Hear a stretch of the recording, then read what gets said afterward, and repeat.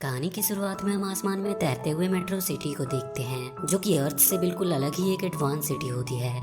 उस सिटी को बनाने वाले को ये पता चल गया था कि दुनिया बहुत जल्द बदलने वाली है, इसीलिए वो मेट्रो सिटी को अर्थ से बिल्कुल अलग कर लेता है। उस पूरे सिटी की सुंदरता और स्वच्छता वहाँ के रोबोट्स की देन थी, और इन रोबोट्स को एक जीनियस साइंटिस्ट टेनमा ने बनाया था। इसके बाद हम मेट्रो सिटी के एक स्कूल में टॉबी नाम के एक लड़के को देखते हैं, जो साइंटिस्ट टेनमा का बेटा था। वो भी अपने डैड की तरह ही जीनियस था। टीचर क्लास में जब सभी बच्चों के फिजिक्स का टेस्ट लेते हैं, तो टॉबी उनके सवालों को कुछ ही पलों में सॉल्व कर देता है। अपना टेस्ट खत्म करने के बाद टॉबी जब अपने घर जाने लगता है, तो टीचर उसके आंसर शीट चेक करते हैं, और टॉबी के फुल मार्क्स को देखकर वो भी काफी हैरान होते हैं। इसके बाद टॉबी अपने घर जाने लगता है, तो उसे लेने के लिए उसके डैड का असिस्टेंट रोबोट टेरिन आता है। टेरिन टॉबी को अपनी कार में बिठाकर उसे घर ले जाने लगता है। वहीं कार के अंदर उसके डैड होलोग्राफिक इमेज की मदद से उससे बात करते हैं, और वो टॉबी को मिनिस्ट्री ऑफ साइंस ना ले जाने के लिए उससे माफी मांगते हैं, जहाँ पर वो काम करते थे।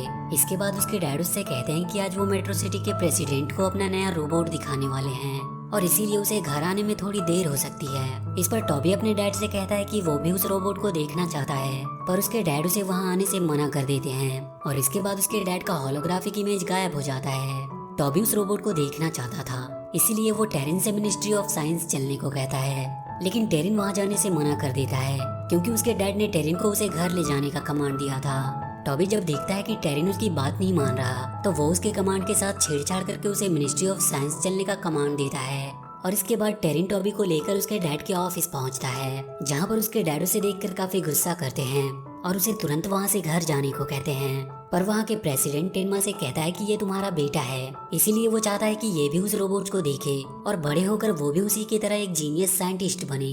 लेकिन जब टॉबी प्रेसिडेंट के हथियारों को पुरानी और खराब बताता है, तो प्रेसिडेंट टॉबी की बातों से काफी नाराज होता है और उसे वहां से जाने का ऑर्डर देता है। इसके बाद हम डॉक्टर एल्फा को देखते हैं, जो वहाँ के साइंटिस्टों को ब्लू कोर और रेड कोर की एनर्जी के बारे में बता रहा था।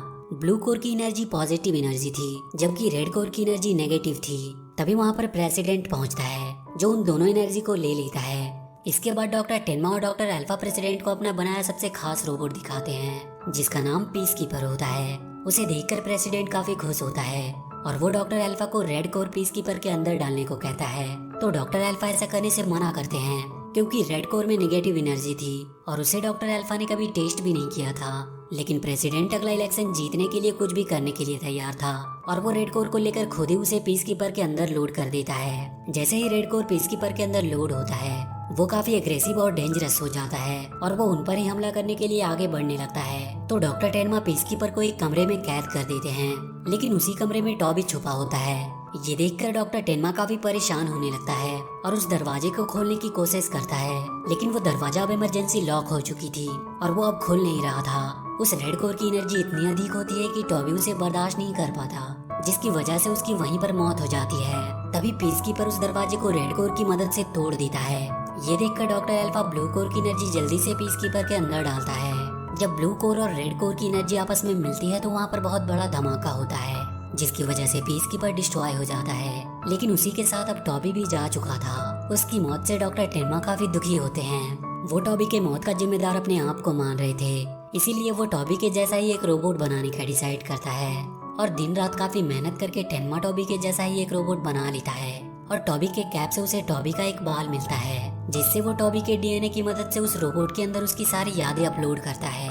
इसके बाद वो उसके अंदर ब्लू कोर डाल देते हैं, और जब उस रोबोट को होश आता है, तो वो बिल्कुल टॉबी के जैसा फील कर रहा था, और वो डॉक्टर टेनमा को अपना डैड भी मान रहा था। ये देखकर डॉक्टर टेनमा काफी खुश होता है और उसे लेकर अपने घर आ जाता है। टॉबी जब अपने घर आता है, तो टेरिन उसे जिंदा देखकर काफी हैरान होता है, और वो टॉबी को स्कैन करता है, जिससे उसे पता चलता है कि ये टॉबी नहीं बल्कि उसके जैसा एक रोबोट है। तभी वहाँ पर डॉक्टर टेनमा आते हैं, जो टेरिन को इशारों में समझाते हैं कि वो टॉबी को उसकी सच्चाई ना बताए। इसके बाद डॉक्टर टेनमा चाहते हैं कि वो रोबोट टॉबी की कैप पहने, लेकिन वो उस कैप को पहनने से मना कर देता है। इस पर डॉक्टर टेनमा काफी दुखी होता है, और वो ये समझ जाता है कि ये रोबोट कभी भी टॉबी की जगह नहीं ले सकता। इसके बाद वो टॉबी को डांटकर उसके रूम में भगा देता है। टॉबी जब अपने रूम में होता है, तो वो दो रोबोट्स को बातें करते हुए सुनता है, जो टॉबी के बालों को सींग बता रहे होते हैं। तो टॉबी उनसे कहता है कि ये उसकी सींग नहीं बल्कि उसके बाल हैं। वो रोबोट ये देखकर काफी हैरान होते हैं कि एक इंसान रोबोट की भाषा कैसे समझ सकता है। टॉबी भी काफी हैरान था, क्योंकि वो उन रोबोट्स की बातों को सुन सकता था। उन रोबोट से बातें करते हुए टॉबी बिल्डिंग से नीचे गिर जाता है, वो जमीन से टकराने ही वाला होता है कि तभी उसके पैर रॉकेट के बन जाते हैं और वो हवा में उड़ने लगता है। ये सब देखकर वो काफी हैरान था। उसे लगता है कि उसे कोई पावर मिल गई है। वो खुशी के मारे पूरे शहर में घूमता है और जब वो अपने घर जाता है तो अपने डैड को डॉक्टर अल्फा से बातें करते हुए सुनता है, जहाँ पे उसके डैड डॉक्टर अल्फा से कह रहे होते हैं कि वो रोबोट कभी भी उसके बेटे की जगह नहीं ले सकता। टॉबी समझ जाता है कि वो लोग उसी के बारे में बात कर रहे हैं, इसीलिए वो उनके पास जाता है और अपने डैड से कहता है कि ये सब आप क्या बोल रहे हो। इस पर डॉक्टर टेनमा इस बार उसे पूरी सच्चाई बता देता है। वो उसे बता देता है कि तुम सिर्फ एक रोबोट हो जिसे उसने अपने बेटे की कमी पूरी करने के लिए बनाया था, लेकिन वो कभी भी उसके बेटे की कमी पूरी नहीं कर सकता और इसीलिए वो उसे वहाँ से चले जाने को कहता है। टॉबी ये सब सुनकर उदास हो जाता है और वो वहाँ से चला जाता है। वहीं प्रेसिडेंट को उसके शिप में ब्लू एनर्जी का सिग्नल मिलने लगता है जो कि टॉबी से आ रही होती है। ये देखकर वो अपने कुछ रोबोट्स को टॉबी को पकड़ने के लिए भेजता है। वो उसे पकड़ने की कोशिश करते हैं, लेकिन टॉबी ब्लू कोर की एनर्जी से काफी पावरफुल बन गया था, इसीलिए वो उन रोबोट्स के शिप को डिस्ट्रॉय कर देता है। ये सब देखकर प्रेसिडेंट टॉबी पर मिसाइल से हमला कर देता है, जिसकी वजह से वो काफी कमजोर हो जाता है और वो मेट्रो सिटी से नीचे अर्थ पे गिर जाता है। टॉबी को जब होश आता है तो वो वहाँ पर बहुत सारे टूटे हुए रोबोट्स को देखता है जिन्हें मेट्रो सिटी से वहाँ पर फेंका गया था। टॉबी को वहीं पर एक ट्रैश कैन नाम का रोबोट मिलता है जो टॉबी को एक ट्रैप में फंसा देता है। थोड़ी देर में वहाँ पर कुछ बच्चे आते हैं जो टॉबी को देखकर काफी हैरान थे।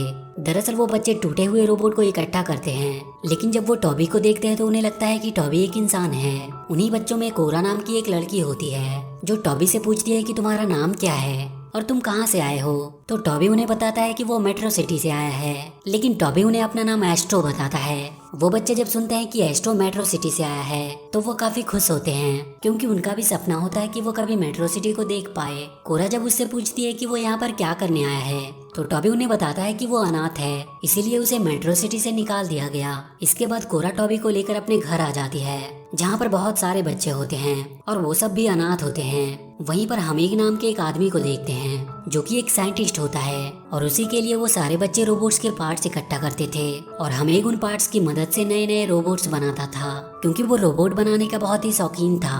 हमीग टॉबी के साथ भी अपने बच्चों की तरह ही पेश आता है, जिससे टॉबी को बहुत अच्छा लगता है। अगले दिन टॉबी सभी बच्चों के साथ रोबोट के पार्ट लाने के लिए जाता है, पर रास्ते में ट्रैश कैन सभी को टॉबी की असलियत बताने की कोशिश करता है, लेकिन कोई भी उसकी बातों को समझ नहीं पाता। वहीं पे टॉबी को एक बहुत बड़ा सा रोबोट दिखाई देता है, तो वो कोरा से उस रोबोट को हमीग के पास ले चलने को कहता है, पर कोरा उससे कहती है कि ये 100 साल पुराना है और काफी भारी भी है, इसे हम लेकर जा नहीं सकते। लेकिन टॉबी उस रोबोट के अंदर जाता है और उसे स्कैन करने के बाद उसे पता चलता है कि इसमें क्या खराबी है। उस बड़े से रोबोट का नाम जॉग होता है। उधर हमीग अपने एक रोबोट को फाइट करने की ट्रेनिंग दे रहा होता है और तभी सभी बच्चे जॉग को लेकर उसके पास पहुंचते हैं, जिसे देखकर वो काफी खुश होता है। वो जब उसे अपने डिवाइस से चेक करता है तो उसे पता चलता है कि जॉग के अंदर एक बहुत ही पावरफुल एनर्जी है, पर तभी उसकी डिवाइस एस्ट्रो की ओर चली जाती है, जिससे हमीग को पता चल जाता है कि वो भी एक रोबोट है। लेकिन हमीग ये बात किसी को बताता नहीं है। इसके बाद सभी लोग मिलकर जॉग की सफाई करते हैं और उसे अच्छी तरह से पेंट करते हैं। जॉग अब पूरी तरह से नया बन चुका था। अगले दिन हमीग जॉग को लेकर रोबोट फाइट के लिए जाता है, जहाँ सभी रोबोट जॉग को देखकर डर जाते हैं। वहीं टॉबी हमीग से पूछता है कि तुम तो रोबोट से प्यार करते हो, तो उन्हें फाइट करवाने के लिए क्यों ले जा रहे हो। तो हमीग उससे कहता है कि रोबोट चाहे कितना ही एडवांस या डेवलप क्यों ना हो जाए, लेकिन वो इंसानों के एंटरटेनमेंट के लिए ही बने होते हैं। इसके बाद वो टॉबी को एक डिवाइस से इलेक्ट्रिक शॉक देकर बेहोश कर देता है। तो कोरा हमीग से पूछती है कि उसने ऐसा क्यों किया, तो वो कोरा को बताता है कि वो एक एडवांस टेक्नोलॉजी का रोबोट है जो बिल्कुल इंसानों की तरह दिखता है। ये बात सुनकर सभी बच्चे काफी हैरान होते हैं और जब टॉबी को होश आता है तो वो खुद को बैटल ग्राउंड में पाता है। वहाँ पर हमीग सभी को बताता है कि ये एक बहुत ही एडवांस रोबोट है जो कि मेट्रो सिटी से यहाँ पर आया है और ये हमारा दुश्मन है और इसीलिए इसे हमारे रोबोट से लड़ना होगा। ये बात सुनकर टॉबी रोबोट से लड़ने से मना कर देता है। मना करने के बावजूद भी हमीग अपने रोबोट को उससे लड़वाता है और ना चाहते हुए भी टॉबी को उन रोबोट से लड़ना पड़ता है और वो एक एक करके सभी रोबोट्स को हरा देता है। इसके बाद हमीग उससे लड़ाने के लिए जॉग को बुलाता है और जॉग से उसे खत्म करने को कहता है, लेकिन जॉग उससे फाइट नहीं करता क्योंकि जॉग उसी की वजह से स्टार्ट हुआ था। वो टॉबी को मारने के बजाय उल्टा हमीग पर ही हमला कर देता है और उसे जान से मारने की कोशिश करता है, लेकिन टॉबी उसे बचा लेता है। ये देखकर हमीग काफी शर्मिंदा होता है।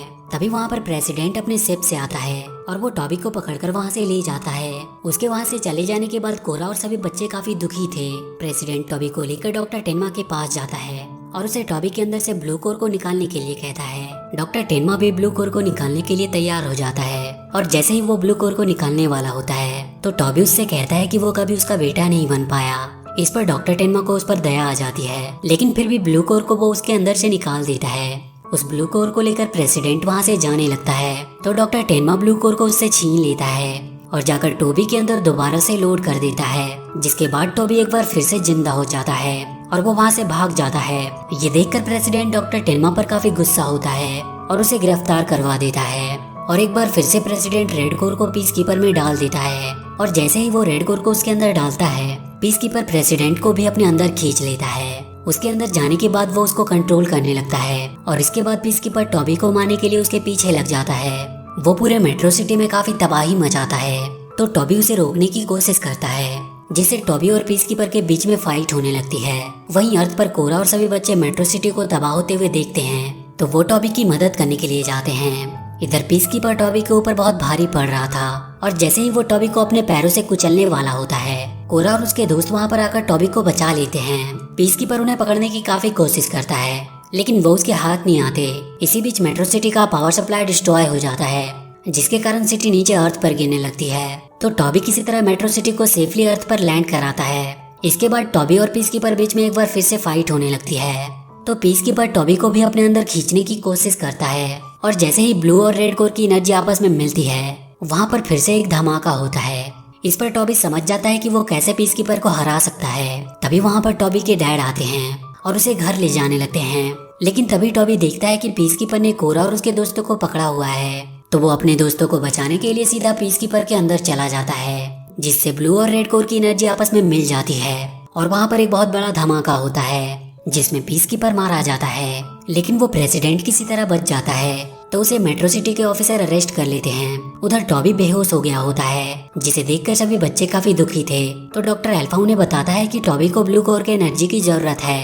तभी वहाँ पर जॉग आता है जो टॉबी से अपने ब्लू एनर्जी को शेयर करता है, जिससे टॉबी पूरी तरह से ठीक हो जाता है। ये देखकर सभी लोग काफी खुश होते हैं। डॉक्टर टेनमा टॉबी को अपने बेटे की तरह ही प्यार करने लगता है और वो सभी बच्चे भी टॉबी से मिलकर काफी खुश होते हैं। और इसी के साथ ये मूवी यहीं पर खत्म हो जाती है। तो वीडियो अगर अच्छी लगी हो तो please do like and share the video and please subscribe to my channel and press that bell icon.